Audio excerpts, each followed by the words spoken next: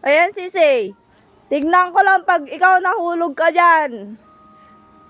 Sige. Yung isa, hala, nasa baba na. Kaya, nagsasalita na. Kaya nga. Ayan po, nasa Japan po kami at kung saan-saan po kami napapadpad ni Sei. Si Mudra at si Pudra ay busy sila sa isa't isa. Ngayon, nasa baba ang aking dalawang kapatid.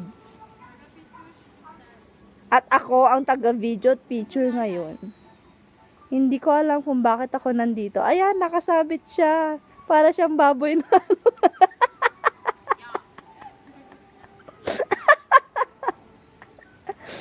oh, di ba pa-cute siya? Akala mo napakalaki niyang tao, no? Maliit lang yan. Bye-bye daw.